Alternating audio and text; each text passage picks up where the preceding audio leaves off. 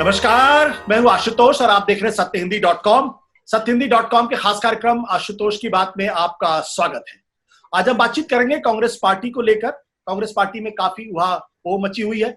हमारे तीन बुनियादी सवाल हैं। पहला सवाल यह है कि क्या राहुल गांधी को कांग्रेस का अध्यक्ष बनना चाहिए। दूसरा सवाल है, क्या कांग्रेस पार्टी राहुल गांधी के बगैर किसी दूसरे को या किसी तीसरे आदमी को अध्यक्ष नहीं चुन सकती है। और मेरा तीसरा सवाल ये, जिस पर आज बातचीत करेंगे, कि क्या कांग्रेस पार्टी का नेहरू गांधी परिवार के बगैर कहीं कोई गुजारा है या गुजारा नहीं है। इन सब सवालों पे करेंगे चर्चा और बात करेंगे राशिद किदवई से, जो देश के बहुत बड़े पत्रकारों में से एक है, जिन्होंने बड़ी मशहूर किताब कांग्रेस पार्टी पे लिखी है और कांग्रेस पार्टी पे सबसे बड़े विशेषज्ञों में से एक माने जाते हैं। किताब का नाम था 24 अकबर रोड। बातचीत करने के पहले एक छोटी सी अपील मैं अपने दर्शकों से करता हूं। मेरी अपील इतनी सी कि आज के समय में जबकि पत्रकारिता बहुत मुश्किल हो गई है, इस ईमानदार पत्रकारिता को नए सिरे से स्थापित करने के लिए, सच को सच कहने के लिए जरूरी है कि आप हमारी मदद करें। सत्यहिंदी.com ने एक मुहिम शुरू की है। इस मुहिम के तहत एक सदस्यता अभियान हमने चलाया है और आप इस सदस्यता अभियान से जुड़कर सत्यहिंदी.com को अपना आर्थिक सहयोग देकर, आर्थिक मदद करके, आर्थिक भुगतान करके आप न केवल हमारी मदद करेंगे बल्कि पत्रकारिता को नए सिरे से स्थापित करने में भी मदद करेंगे। उम्मीद है आप हमें निराश नहीं करेंगे। तो राशिद भाई, आपका बहुत बहुत शुक्रिया। राशिद भाई इस वक्त भोपाल में है। मेरा पहला सवाल आपसे यह है कि राहुल गांधी क्या कांग्रेस के अध्यक्ष बनेंगे? जी हाँ आशुतोष, पहली बार मुझे आपके इस प्रोग्राम में आकर के, कार्यक्रम में आके बहुत अच्छा लग रहा है। आप मेरे बड़े पुराने मित्र रहे हैं और मुझे बड़ा गर्व है कि आपने मुझे आज अपने साथ बातचीत करने का मौका दिया। जहाँ तक कांग्रेस की स्थिति है आशुतोष जी, हमें ये समझना होगा कि हर राजनीतिक दल का एक सोचने का और काम करने का तरीका होता है। क्या राहुल गांधी कांग्रेस अध्यक्ष बनेंगे? बिल्कुल बनेंगे। उसका सीधा कारण यह है कि कोई दूसरा उम्मीदवार नहीं है। कांग्रेस में जितनी भी जो जोड़तोड़ या घमासान मची हुई है वो इस बात की है कि राहुल गांधी का राजनीतिक सचिव कौन होगा, कांग्रेस का संगठन मंत्री कौन होगा। मतलब पहले मुकाम को छोड़ के दूसरे, तीसरे, चौथे पोजीशन के लिए लड़ाई है। अगर कांग्रेस में ऐसा माहौल होता कि जहां राहुल गांधी को कोई चुनौती दे रहा होता या इससे पहले जो सोनिया गांधी को, तो आज शायद कांग्रेस की स्थिति नहीं होती। आप जानते हैं कि देश में किसी भी राजनीतिक दल में आंतरिक लोकतंत्र नहीं है। कोई भी पार्टी इसका अपवाद नहीं है, चाहे वो भाजपा हो या वामपंथी हो, क्षेत्रीय दल हो, कहीं के ऊपर भी आंतरिक लोकतंत्र नहीं है। और ये भारतीय लोकतंत्र का बड़ा दुर्भाग्यपूर्ण उसका एक हिस्सा है और एक चेहरा है। राहुल गांधी कांग्रेस अध्यक्ष इसलिए बनेंगे क्योंकि कांग्रेस जन चाहते हैं। राहुल, आप कभी भी किसी ऐसे व्यक्ति से क्या आप मिले हैं कि जिसने कहा कि अगर राहुल गांधी और सोनिया गांधी कांग्रेस के अध्यक्ष ना होते तो हम मोदी को छोड़ के हम कांग्रेस को वोट देंगे जी। तो ये एक फैशनेबल स्टेटमेंट है हमारी बिरादरी मीडिया का है कि जहां के ऊपर जो सारा दोष है, जो आज कांग्रेस की जो समस्याएं हैं, वो गांधी परिवार को दिया जाता है। तस्वीर का हम दूसरा रूप नहीं देखना चाहते हैं, समझना चाहते हैं कि किसी भी उसका कोई चैलेंज नहीं है। आज देखिए, कांग्रेस के संविधान में प्रावधान है कि कोई भी 15% अगर हस्ताक्षर कर ले, मतलब उत्तर प्रदेश के ही जो कांग्रेस के डेलीगेट है वो कर ले, तो कांग्रेस का अधिवेशन बुलाया जा सकता है। साल में एक बार कांग्रेस का अधिवेशन बुलाना चाहिए। मार्च 2018 में पिछली बार बुलाया गया था। तो कांग्रेस की जो कमियां हैं, आशुतोष जी, कभी आप इस बात के ऊपर भी मतलब ध्यान दीजिए, चर्चा की क्या वजह है कि कांग्रेस में जो विरोध का स्वर आता है वो शहजाद पूनेवाला और संजय झा के स्तर से आता है, जो कांग्रेस की जो ऑल इंडिया कांग्रेस कमेटी जिसे हम कहते हैं AICC, उसके मेंबर भी नहीं। ये एक बहुत बड़ी कांग्रेस की ट्रेजेडी है। आपने कहा कि बड़े बड़े विश्वास के साथ कि राहुल गांधी बनेंगे। दिक्कत इस बात को लेकर उनका सचिव कौन होगा, संगठन मत, तो देरी किस बात की है? क्या संगठन मंत्री तय नहीं हो पा रहा है, या राहुल गांधी को लग रहा है कि अभी थोड़ा और पानी को तौल लिया जाए, उसके बाद हाँ कहा जाए, उसके बाद अपनी ताजपोशी कराई जाए? देखिए, राजनीतिक दल जो है वो एक अपने एजेंडे के हिसाब से चलता है। सोनिया गांधी पिछली बार जब 9-10 अगस्त को बनी थी और उन्होंने कहा था कि एक साल के अंदर ही उन्होंने कांग्रेस दल से कहा था कि उनका विकल्प ढूंढ लिया जाए, और मतलब ये था, इशारा ये था कि राहुल गांधी को चुन लिया जाए। लेकिन वो उस तरह की स्थिति नहीं बनी, क्योंकि हमारे देश में आप जानते हैं बार बार चुनाव होते हैं, क्राइसिस होते हैं। अभी जिस आज हम बात कर रहे हैं, तो राजस्थान में एक राजनीतिक संकट आया हुआ है। अगर राहुल गांधी कल को अध्यक्ष बने, मान लीजिए 9 तारीख को, 9 अगस्त को, 10 अगस्त को वो कांग्रेस अध्यक्ष बन जाते और 14 को जब विधानसभा शुरू होगी राजस्थान में, मान लीजिए, मुझे ऐसा लगता नहीं है, लेकिन वहां अगर वहां सरकार गिर जाती तो एक राहुल गांधी को एक और मौका मिल जाता कि वो जो है वो आए और एक और सरकार चली गई। जैसा अरुण जेटली जी कहा करते थे कि हर बार जब कांग्रेस ने का कोई नुकसान हुआ, कांग्रेस ने बड़ा राजनीतिक चोट खाई, तो राहुल गांधी का प्रमोशन हो गया, वो जनरल सेक्रेटरी बन गए, वो अध्यक्ष बन गए, वो अध्यक्ष बन गए। तो इन सारी समस्याओं को समझने के लिए तो एक टाइमिंग की बात होती है। सोनिया गांधी, आशुतोष जी मैं आपको बताऊं, सोनिया गांधी 2016 में ही, दिसंबर 2016 में सक्रिय राजनीति से अलग होना चाहती थी। उन्हें लगता था कि वो 70 साल के होने के बाद में राजनीति में एक उदाहरण पेश करेगी, लेकिन ऐसा हो नहीं पाया क्योंकि कांग्रेस की अंदरूनी राजनीति ऐसी रही है। तो मेरे ख्याल से जब भी स्थितियां संभलेंगी, एक देखिए राहुल गांधी ऑलरेडी जो है अमेठी से चुनाव हार चुके हैं जी, और उसके बाद राजनीतिक संकट को भी अगर राजनीतिक संकट दूर हो जाता राजस्थान का, उसका क्रेडिट कांग्रेस जन राहुल को देंगे, और राहुल को देंगे तो वो एक अध्यक्ष पद के साथ देखिए इन्होंने राजस्थान की सरकार बचाई। चूंकि आपने इतनी बेबाकी से बात करकी है, सामने रख दी है, तो अब सवाल ये उठता है कि राहुल गांधी के बारे में एक तरीके की इमेज है। राहुल गांधी को लोग पप्पू कहते हैं, और राहुल गांधी को चाहे उदार तबका हो, चाहे लेफ्ट हो, चाहे वो जो भी हो, बीजेपी और दक्षिणपंथी तो कहते ही कहते हैं। उनका कहना यह है कि राहुल गांधी मोदी के लिए बहुत बड़े एसेट हैं, यानी उनके अंदर नेतृत्व की क्षमता नहीं है। इसमें कितनी सच्चाई आपको दिखाई पड़ती है, और क्या इस लायबिलिटी के साथ कांग्रेस पार्टी को वो आगे ले जा पाएंगे या नहीं ले जा पाएंगे? आशुतोष जी, मुझे लगता है इस सवाल का जवाब आप ज्यादा बेहतर रूप से दे सकते हैं, क्योंकि आपने जो है राजनीति को हर एंगल से देखा है। देखिए इस समय क्या है, ऐसा माहौल बनाया गया और इस समय काफी समय से कि जहां हम लोगों को अच्छा या बुरा एक मीडिया के पैमाने से देखते हैं और उसको एक ऐसा खासतौर से सोशल मीडिया के जरिए बताया जाता है। आपको बताऊं कि 2011-12 में ऐसी स्थिति नहीं थी जब राहुल गांधी तो 2004 से है, और इंडिया टुडे नाम की मैगजीन में उनके कवर के ऊपर राहुल गांधी का फोटो छापा था और लिखा था द कैटलिस्ट, और उसमें पूरे देशव्यापी सर्वे हुआ था जिस तरह के सर्वे मीडिया ग्रुप करते हैं, और उसमें दिखाया गया था कि वो जो है वो लाल कृष्ण आडवाणी और बहुत सारे उस समय के सोनिया गांधी, मनमोहन सिंह, उन सबसे ज्यादा उनकी रेटिंग कुछ 27-28% दिखाई गई थी। तो ये परसेप्शन का मामला है।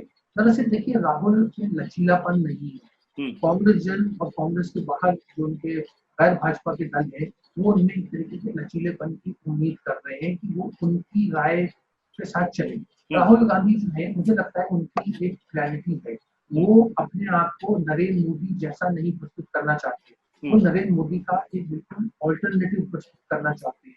चाहे वो अर्थव्यवस्था की मामला हो, चाहे वो रोजगार की बातें हो, चाहे वो विदेश नीति हो, चाहे रक्षा के मामले हो, वो एक अपनी सोच अलग ढंग की लेके आए, और उस सोच से आशुतोष जी बहुत से कांग्रेस से भी इत्तेफाक नहीं रखते, और यही राहुल गांधी की जो अक्खड़पन है, यही उनकी बहुत बड़ी समस्या है। लेकिन मेरा अपना राजनीतिक आकलन ये है कि यही उनकी बहुत बड़ी खूबी होगी, और आने वाले समय में जब भी देश का एक मूड बदलेगा तो उस समय लोग एक ऑल्टरनेटिव देखेंगे। मेरा कहने का एक उसके पीछे कारण भी है कि जैसे आपने देखा कि अमेरिकी राजनीति में बाराक ओबामा का एक व्यक्तित्व था।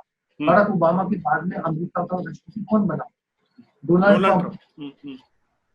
डॉक्टर मनमोहन सिंह का एक व्यक्तित्व था, उसके बाद प्रधानमंत्री कौन बना? मोदी, नरेंद्र मोदी जी बने। तो मैं इसमें आप मेरा इशारा समझ गए होंगे, तो कभी भी एक ऑल्टरनेटिव की बात है। तो राहुल गांधी उसी मतलब आप कह सकते हो तिनके के सहारे वो जुटे हुए हैं। एक दिन देश को विकल्प चाहिए हुआ, देश को दूसरा नरेंद्र मोदी नहीं चाहिए होगा।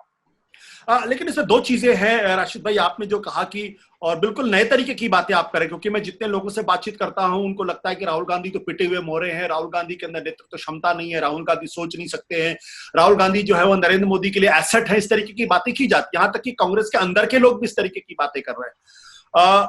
इसमें दो चीजें, पहली बात तो कि राहुल गांधी ने जब 2000 मई में चुनाव हारने के बाद उन्होंने कहा कि मैं तो अकेले चुनाव लड़ रहा था, और एक बात बिल्कुल स्पष्ट नजर आती है कि कांग्रेस के अंदर भी एक जो सोनिया गांधी के करीब के लोग हैं, ऐसा परसेप्शन जाता है कि वो राहुल गांधी को एक्सेप्ट करने के लिए तैयार नहीं, क्योंकि उनके अपने वेस्टेड इंटरेस्ट हैं या उनको राहुल गांधी की लीडरशिप पे भरोसा नहीं है। और इस बात में कितना दम है, क्या वाकई में राहुल गांधी की जो स्टाइल ऑफ फंक्शनिंग या लीडरशिप है उसकी एक्सेप्टेबिलिटी अगर कांग्रेस के अंदर नहीं है, तो फिर बाहर कैसे एक्सेप्टेबिलिटी बनी? देखिए आशुतोष सर, हमें इस बात को समझना होगा कि ये जो पॉलिटिकल लॉयल्टी होती है, जो वफादारी होती है, ये सिर्फ जीत और कामयाबी और अपने भले के लिए होती है। ये कोई धर्म या आस्था का बात नहीं है कि जहाँ के ऊपर वफादारी जो होती है वो बिना किसी लाभ के या लोभ के होती है। मैं आपको आप स्मरण करें कि जब 1977 में इंदिरा गांधी चुनाव हारी तो उनका साथ किसके साथ भी नहीं छोड़ा। जो डीके बरुआ की हम बात करते हैं, हम लोग लेख में लिखते हैं India is Indira, Indira is India is Indira, Indira is India का जो स्लोगन जिन्होंने दिया था, जुमला, वो गए और शाह कमीशन में उनके खिलाफ गवाही दी, अंबिका सोनी ने गवाही दी, विद्याचरण शुक्ला खिलाफ हो गए, ऐसे सैकड़ों नाम गिनाए जा सकते हैं। तो ये वफादारी जो राजनीति होती है, ये कोई वो नहीं होती। सोनिया गांधी को एक बड़े जो यूपीए के एक सदस्य थे, वो जब सोनिया गांधी सत्ता से बाहर हो गई, वो तो उनको विलायती मुर्गी करने लग गए, मतलब बातचीत में। तो मेरा कहना ये है कि ये तो देखिए पॉलिटिकल लॉयल्टी का कोई हम मापदंड नहीं होते। राहुल गांधी की या सोनिया गांधी की या कांग्रेस का दुर्भाग्य ये है कि बार बार चुनाव हार रहे। देखिए जो पॉलिटिकल लीडरशिप होती है वो पोजिशन ऑफ स्ट्रेंथ होती है।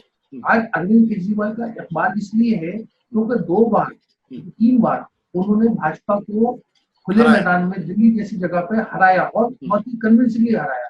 तो अगर देखिए, अगर गुजरात में बार बार लोगों से कहता हूँ, लोग कहते हैं कि राहुल गांधी कहीं नहीं है।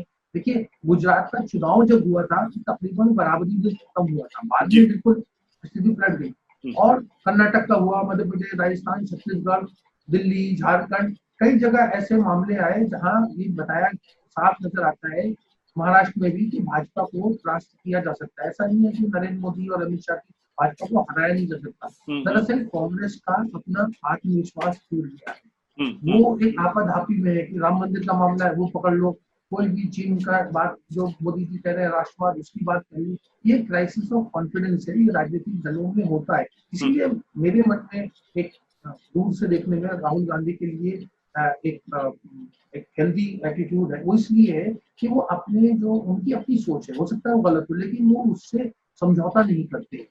वो एक अपने आप को एक विकल्प के रूप में पेश करने में, मतलब जिद के तौर से हद तक जुटे हुए हैं और जमे हुए हैं। इसमें प्रियंका गांधी की क्या भूमिका होगी? क्या प्रियंका गांधी सहयोगी की भूमिका में होंगी या प्रतिस्पर्धी की भूमिका में होंगी? देखिए मुझे लगता है कि किसी भी, आप अगर राजनीतिक इतिहास देखें आशुतोष जी, तो आपको ऐसा कहीं भी नजर आएगा कि एक ही परिवार के 3 सदस्य जो हैं वो एक लोकतांत्रिक ढांचे में सामने आए।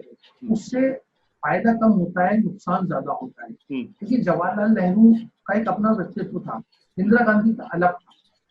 इंदिरा गांधी और संजय गांधी का व्यक्तित्व अलग था। संजय और राजीव जो 2 भाई थे, उनका बिल्कुल राजनीतिक सोच, काम करने का तरीका अलग था। पति पत्नी राजीव गांधी और सोनिया गांधी के काम करने का तरीका अलग था। तो मेरा कहने का मतलब ये है कि हर व्यक्ति का, चाहे वो सोनिया हो, चाहे वो राहुल हो या प्रियंका हो, वो भाई बहन, माँ बेटा, माँ बेटी, संबंध बहुत अच्छे होंगे, लेकिन काम करने का तरीका अलग होता है। अब जब वो राजनीतिक दल में महत्वपूर्ण पदों पर आ जाते हैं तो वो वहां पर एक समस्या होती है। मेरा बार बार कहना ये कि सोनिया गांधी जो है वो राहुल गांधी की कामयाबी में अड़चन है। वो इसलिए क्योंकि कोई भी चीज जो राहुल गांधी करना चाहती है, हो सकता है वो गलत हो, करना चाहते हैं, लेकिन उससे सोनिया गांधी का वीटो आ जाता है। जब प्रियंका गांधी बीच में आ जाती है, प्रियंका की भी अपनी खुद की, उनकी भी एक प्रॉब्लम है कि वो जो हो सकता है वो वाराणसी से चुनाव लड़ती है और कुछ देश की राजनीति में फर्क पड़ता, हो सकता है वो न भी जीतती, लेकिन वो अपनी जो पॉलिटिकल इंस्टिंक्ट्स होती है उसके हिसाब से वो काम नहीं कर पा रही। तो एक से ज्यादा एक ही परिवार के सदस्य का होने का वो एक समस्या होती है। वो चाहे आप अखिलेश यादव और मुलायम सिंह का देखें, चाहे बादल परिवार का देखें, चाहे करुणानिधि परिवार का देखें, सब जगह ये समस्या आती है। आपने बड़ी दिलचस्प बात की, बड़ी इंटरेस्टिंग बात की। आपने ये कहा कि सोनिया गांधी दरअसल अड़चन है। ये अड़चन क्यों है सोनिया गांधी? क्या सोनिया गांधी राजनीति को समझ नहीं पा रही बदले हुए परिप्रेक्ष्य में, या सोनिया गांधी के इर्द गिर्द जो तमाम लोग हैं जिनकी राजनीति पिछले 20 साल से चलती रही है, वो सोनिया गांधी को ब्रेन वॉश कर देते हैं या सोनिया गांधी के फैसलों को बदलवा देते हैं, और वो दरअसल राहुल गांधी के रास्ते में बहुत बड़े कांटा है? देखिए सोनिया गांधी बहुत एक मंझी हुई जो है वो पॉलिटिशियन है। जिस तरीके से महाराष्ट्र में सरकार बनी, मुझे लगता है अगर राहुल गांधी कांग्रेस अध्यक्ष होते तो महाराष्ट्र में इस तरह की सरकार नहीं बन पाती थी। शिवसेना भी है और राष्ट्रवादी कांग्रेस भी है, उनकी बहुत सारी खूबियां हैं। लेकिन मैंने जो उनको कहा कि वो अड़चन है वो इसलिए है कि राहुल गांधी जो है अपने हिसाब से जो कांग्रेस पार्टी को चलाना चाहते हैं, जो मुद्दे फैलाना चाहते हैं, जो लोगों को आगे करना चाहते हैं, उसमें क्योंकि सोनिया गांधी जो है वो राहुल गांधी की मां है, लेकिन उसके साथ साथ वो कांग्रेस अध्यक्षा है या कांग्रेस परिवार की एक मुखिया है। तो उस मुखिया के हिसाब से वो कांग्रेस में जितने भी लोग हैं, चाहे वो अहमद पटेल हो, चाहे वो आनंद शर्मा हो, चाहे वो कमलनाथ हो, अशोक गहलोत हो, सबको वो जो उनकी जो पॉलिटिकल हायरार्की है उसके हिसाब से आती है और उन्होंने राहुल गांधी के हाथ बांधे हुए हैं।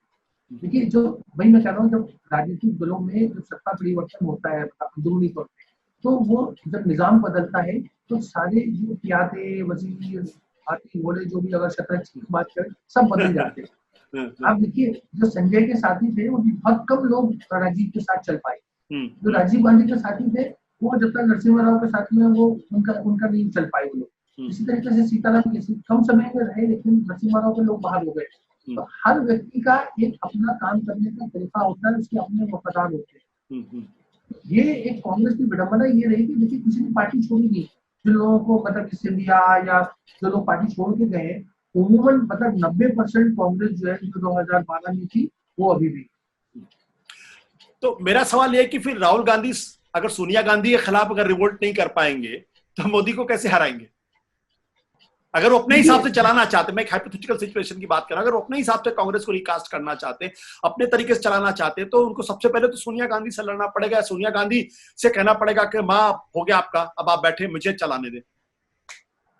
देखिए, एक जो वहीं पर हम फिर वापस आते हैं, जो पॉलिटिकल रिलेशनशिप होती है एक कार्यकर्ता में, एक नेता में या नेताओं और उसका जो सर्वोच्च नेता होता है, वो सारी रिलेशनशिप जो होती है वो गिव एंड टेक की होती है। अगर राहुल गांधी अपना लोकसभा का चुनाव जीत जाते हैं एमपी से, तो वो शायद इस्तीफा नहीं देते, यही 52 से 53 सीटें हो जाती है, इस्तीफा नहीं देते। लेकिन खुद जब जनरल हार जाता है, वो आप सोचिए कि उसके जो लोग सैनिक हैं उनका क्या मनोबल की क्या दशा होगी। तो ये बहुत बड़ी समस्याएं हैं। राहुल गांधी की समस्या ये कि वो अपने आप को बदलना नहीं चाहते, कंप्रोमाइज नहीं करना चाहते, वो उनकी जो भी उसूल या मर्यादा है उस पर वो टिके रहना चाहते हैं, और यही उनकी बहुत बड़ी एक कमी और कमजोरी रही है। और सोनिया गांधी बार बार उनको ये आग्रह करती है कि आप सबको साथ लेकर के चलेंगे, लेकिन वो साथ लेके चलने में अगर वो चलेंगे तो जो है वो कहीं के नहीं रहेंगे। देखिए, जब बादशाह अकबर जो बहुत कम उम्र में बन गए थे, बादशाह बन गए थे, तो हुमायूं का निधन, तो उस जमाने में बैरम खान थे, बैरम खान सारी पूरी तो जैसे ही अकबर 18-19 साल के हुए, पहला काम उन्होंने ये करा कि बैरम खान को चलता था। अब कांग्रेस में तो बैरम खान की पूरी फौज खड़ी हुई है। कोई भी रेफरेंस पॉइंट होता है कि राजीव जी ने ये किया था, मैं इंदिरा जी के साथ था, इंदिरा जी ने ये किया, तो वो सब कुछ साधना जो है आशुतोष को बहुत मुश्किल काम है। और क्योंकि आपके पास इतना एक वो नहीं है, राजनीतिक मतलब साहस नहीं है, क्योंकि आप जीते नहीं है, आप जीत नहीं पा रहे, राज्यों में नहीं जीत पा रहे। तो देखिए, ऐसी पहली बार ऐसा इतिहास में हुआ होगा कि जिन राज्यों में कांग्रेस सत्ता में थी, दिल्ली में और आंध्रा में, वहां शून्य मिल गया, मतलब एक सीट नहीं मिली। ऐसा कभी किसी आप तो खुद बहुत आप मतलब पढ़ते लिखते भी है और आपको पूरा, आप मुझे बताइए कभी कोई ऐसा हुआ है कि जहां पर सत्ताधारी दल जो है उसको एक भी सीट न मिली हो।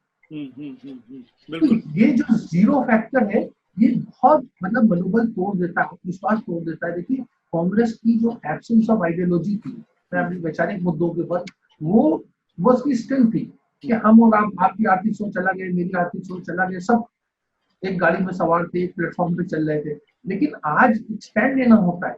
देखिए, 100 लोग अगर आप वो करें, भाजपा के 100 लोगों से पूछिए, अब तो फैसला आ गया, फैसला जब नहीं आया था राम मंदिर का, तो 100 में से 100 कहते थे कि वहां राम मंदिर बनना चाहिए, चाहे अदालत का फैसला हो या ना हो। कांग्रेस में अगर वही आप 100 लोगों से पूछे तो 60 लोग कहेंगे कि वो यही कहते हैं कि आस्था का मामला है, तो मंदिर बनना चाहिए। 30 लोग ये कहते हैं मंदिर भी बनना चाहिए, मस्जिद भी बनना चाहिए, और 10 लोग ऐसे भी होते हैं जो कहते हैं वो मस्जिद बननी चाहिए। तो ये कांग्रेस की जो स्ट्रेंथ थी, वही आज सबसे बड़ी कमजोरी हो गई कि किसी भी मुद्दे पे उसके पास कोई एक राय वाला नहीं, जैसे जनसंघ में या सीपीएम में होता है। राशिद भाई, आपने राम मंदिर का सवाल आ गया है। कांग्रेस इधर थोड़ी बदली बदली सी दिखाई पड़ती है। राम मंदिर के मसले पर लोगों को लग रहा था कि जो खासतौर पर जो जो लिबरल लेफ्ट था कि नहीं, राहुल गांधी को सामने आना चाहिए, वो कहना चाहिए नहीं, ये गलत हो रहा है। और बहुत सारे लोगों ने लिखा कि एक नए रिपब्लिक की शुरुआत हो रही है राम मंदिर के बहाने से। लेकिन प्रियंका गांधी ने जो बयान दिया वो ऐसा बयान था, ऐसा लग रहा था जैसे वो मोदी के साथ खड़ी हुई हो और आरएसएस और बीजेपी की जो लाइन है उससे बिल्कुल अलग नहीं है। और राहुल गांधी गुजरात चुनाव के पहले मंदिर जाते हैं, जनेऊ धारण करते हैं। तो क्या राहुल गांधी या कांग्रेस पार्टी राहुल गांधी के नेतृत्व में बीजेपी की बी टीम बनकर सामने आना चाहती है, या उसकी अपनी कोई विचारधारा, वैचारिक सोच भी है जिसके तहत वो कांग्रेस पार्टी को रिकास्ट करना चाहते हैं? देखिए, राम मंदिर के मामले में कांग्रेस जो है वो हमेशा एक रक्षात्मक मुद्दे के ऊपर बनी है। शुरुआत में राजीव गांधी के ऊपर ये इल्जाम लगाया गया कि उन्होंने उस समय जो चावानों का मामला आया था उससे कॉम्प्रोमाइज में राम मंदिर का ताला खोल दिया। लेकिन देखिए, अगर आप उसके ऊपर जाएंगे तो राम मंदिर का जो ताला जो खुला था वो 31 जनवरी 1986 को हुआ। और जो राजीव गांधी ने जो चावानों के ऊपर जो यू टर्न लिया वो अप्रैल 1986 में लिया, मतलब राम मंदिर का मामला। तो ये वैसा सौदेबाजी नहीं थी। लेकिन क्या है कि हमारे जो लिबरल मित्र हैं वो भी कांग्रेस को कटघरे में खड़े करने से कभी चूकते नहीं है। तो कांग्रेस एक लिबरल पार्टी नहीं है। इंदिरा गांधी ने हमेशा जो था एक हिंदू राइट का समर्थन किया। कांग्रेस में जवाहरलाल नेहरू के समय भी एक हिंदू राइट बहुत स्ट्रॉन्ग था। पंजाब की समस्या का मूल कारण क्या था? क्यों इंदिरा गांधी नहीं चाहती थी कि पंजाबी सूबा बने? हुकुम सिंह की रिपोर्ट भी थी। और इंदिरा गांधी की हत्या का क्या राजनीतिक कारण क्या था? वो यही कारण था कि वो अपने आप को जो था जो पंजाब में जो हिंदू समुदाय के साथ अपने आप को आइडेंटिफाई करती थी। तो ये तमाम कारण रहे। बड़ी रोचक बात मैं आपको बताऊं कि जनवरी 1999 में जब सोनिया गांधी कांग्रेस अध्यक्षा की बनी थी, तो कांग्रेस पार्टी ने एक रेजोल्यूशन पास किया वर्किंग कमेटी का। उसमें सिर्फ मैं एक लाइन आपको सुना दूं। उसमें लिखा है कि Hinduism is a sole guarantor of secularism in India. अगर मैं आपको ये ना कहूँ, मतलब आपके सुनने वालों को, कि ये किस पार्टी का है, तो 90% लोग कहेंगे भाजपा ने कहा है। लेकिन ये कांग्रेस में एक राइट विंग सोच हमेशा से रही है। कांग्रेस का मंशा आजादी के बाद तो सत्ता हासिल करना रहा है। और हमेशा उन्होंने सत्ता के लिए जो चीज कन्वीनियंट रही, चाहे वो आर्थिक नीति हो, सोशलिज्म को उन्होंने छोड़ के आर्थिक सुधारों के ऊपर आ गए। हर चीज जो है, मतलब कांग्रेस में एब्सेंस ऑफ आइडियोलॉजी नहीं, मतलब कंटिन्यूटी की चेंज, ये स्लोगन रहा है कांग्रेस। कांग्रेस कोई डॉगमेटिक पार्टी नहीं है। लेकिन अब क्या है, क्योंकि एक देश का माहौल बदल गया और कांग्रेस उसमें समझ नहीं पा रही है। तो जो भी विनिंग फॉर्मूला, मतलब जो मनमोहन देसाई की फिल्म में जैसे होता था, उसको उसकी तलाश में कांग्रेस ढूंढ रही है। और लोग ये नहीं सोचते कि बेचारे मनमोहन देसाई भी अंतिम समय में उन्होंने आत्महत्या की थी, फिल्म फ्लॉप होने लगी। ये कड़वा सच है जो लोग भूल जाते हैं। तो क्या आप राहुल गांधी को इशारा कर रहे हैं क्या? आप कोई हिंट दे रहे हैं उनको? देखिए, इसीलिए मैं राहुल गांधी को राजनीतिक रूप से सम्मान की दृष्टि से देखता हूँ कि राहुल गांधी कुछ अपने आइडियोलॉजी के ऊपर टिकने की कोशिश कर रहे हैं। कांग्रेस की समस्या क्या है ये देखिए, हम राहुल गांधी, सोनिया गांधी, प्रियंका गांधी, कांग्रेस ने अपनी जो है ना रूट्स में सोसाइटी, उसको छोड़ दिया है। देश और समाज क्या चाहता है उसकी वो बात वो नहीं सुन रहे हैं। कांग्रेस के अधिवेशन नहीं होते। कांग्रेस में जो भी, चाहे वो धारा 370 का मामला हो, चाहे वो ट्रिपल तलाक का मामला हो, चाहे वो सीए का मामला हो, कांग्रेस ने अपनी राय जो है वो पेश कर दी और अपने कार्यकर्ताओं से कहा कि उसको मानिए। हो सकता है वो राय बिल्कुल सही हो, मैं उसके विरोध में नहीं कह रहा हूँ, मैं ही कह रहा हूँ। लेकिन एक राजनीतिक दल के लिए बेहतर ये होता है कि वो जमीन की आवाज सुने, वो क्या कहेंगे। और फिर जैसे जवाहरलाल नेहरू ने हिंदू कोड बिल पे किया कि आप you go against the tide. लेकिन कांग्रेस जो है पुरानी सोच को ऊपर ही चली आ रही है, तजुर्बे नहीं कर रही। जैसे मैं बात अरविंद केजरीवाल ने तजुर्बा किया और कामयाब रहे, उसमें बहुत से लोग शामिल थे। लेकिन यहाँ व्यक्ति की बात करते हैं तो तजुर्बा करने से ही फायदा होता है। भाजपा ने भी तजुर्बा किया, 2 सीटें आ गई थी उनकी और उन्होंने राम मंदिर का मामला पकड़ा। अब आपसे आखिरी सवाल, क्या सोनिया गांधी जब तक है तब तक वो तजर्बा नहीं होगा क्या? राहुल गांधी तब तक बाहर नहीं निकल पाएंगे क्या? या सोनिया गांधी को बैकसीट लेनी पड़ेगी और किनारे बैठना पड़ेगा, तब नए राहुल गांधी का उदय होगा? देखिए, सोनिया गांधी जो है, जैसे जयपाल रेड्डी कहा करते थे, she is a first class graduate from university of life. वो बहुत इस तरह की फॉर्मल एजुकेशन उनका बहुत आला दर्जे का नहीं है, लेकिन उनकी राजनीतिक समझ बहुत ज्यादा है। और मुझे लगता है इतिहास, जैसे डॉक्टर मनमोहन सिंह ने अपने बारे में कहा था, मुझे लगता है सोनिया गांधी को भी इतिहास बहुत अच्छे तरीके से आंकेगा, क्योंकि जो उनकी उपलब्धियां हैं, तो उन्हें सब चीज बात की समझ है। समझ ये है कि देखिए, कोई सिरा नहीं पकड़ा जा रहा। अगर कांग्रेस, जैसे मैंने कहा, गुजरात का चुनाव जीत जाती तो देश का माहौल काफी कुछ बदल जाता। लेकिन कुछ जो था वहां के ऊपर, जो सूरत में ही कांग्रेस 16 सीटों में से उसको शून्य मिला, इस वजह से कांग्रेस वहां अपना उस तरह का प्रभाव नहीं छोड़ पाई। जिस तरह से हमारे यहाँ सारा बैरोमीटर कामयाबी का है। जिस दिन राहुल गांधी कामयाब होने लगेंगे, आप देखिएगा देश की और कांग्रेस की स्थिति बदल जाएगी, क्योंकि हमारे देश की जो राजनीति है, वहाँ कोई फॉर्मूला नहीं चलता है। जो ये अभी मॉडल नरेंद्र मोदी जी ने या भाजपा ने जो पेश किया है, इसकी भी एक लोग उससे कभी ना कभी उदासीन हो, और चाहे वो 24 हो या 2029 हो। 2029 में भी राहुल गांधी जो है वो करीब 60 साल के ही होंगे। तो उस समय जो है वो एक कांग्रेस की राजनीति में आपको बड़ा अटपटा लग रहा है कि जो मैं बात कह रहा हूँ आपको अटपटी लग रही है, लेकिन जो देश की राजनीति में मैच्योरिटी का लेवल है राजनीतिक रूप से, जो वो 60 के आसपास ही होता है। तो उस समय क्या होगा कि हम लोग देखेंगे उसका क्या उस समय क्या स्थिति। बिल्कुल राशिद भाई, बहुत बहुत शुक्रिया हमें इस बातचीत करने के लिए। और ये तो खैर भविष्य की बात, ये वर्तमान जो स्थिति है, उस वर्तमान स्थिति में आज की तारीख में राहुल गांधी को तो छोड़िए, कांग्रेस पार्टी को कुछ बड़े फैसले करने होंगे, और क्या कांग्रेस पार्टी वो बड़े फैसले करने के लिए तैयार है या नहीं तैयार है, ये सबसे बड़ा सवाल है।